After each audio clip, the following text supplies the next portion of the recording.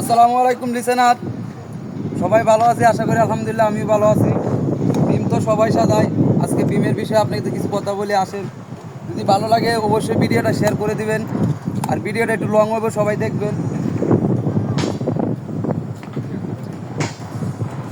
যদি আমরা আমরা বিম সাজাইছি, রড পিন দিয়ে দিছি ভাই। বিমের 20 মিলি রড, এটা এখানে যা আছে সবই 20 মিলি মেন রড। এটার মধ্যে লোক টোটাল 7টা রড, উপরে 3টা, নিচে 2 সাইডে 2টা, একটা লোক বান্ডিল, 2টা রড একসাথে। এই যে আমরা রড পিন দিয়ে দিচ্ছি, এটা লোক 34 ইঞ্চি আছে। 34 ইঞ্চি মানে 3 ফিট দেওয়ার কথা, এখন 34 ইঞ্চি আছে।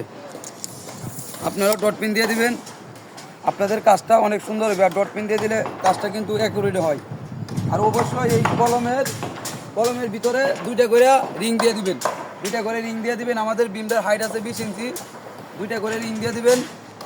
আর এই আরেকটা মেন সমস্যা হলো অনেকজনে কোথায় জয়েন্ট পালান, আমরা টপের রড সবসময় মাঝখানে জয়েন্ট পালাই, কারণ বিমের লুট থাকে 2 সাইডে আর মাঝখানে।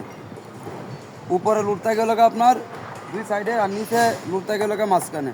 তাহলে অবশ্যই যখন টপের রডটা পালাবেন মাঝখানে লেপ দিবেন, আর হলো যখন বটমটা পালাবেন তখন কলম থেকে 2.5 ফিট 3 ফিট সাইডে তখন লেপ দিবেন। তাহলে আপনাদের কাজটা অ্যাকুরেট হবে এবং কাজটাকে অনেক শক্তিশালী হইবে।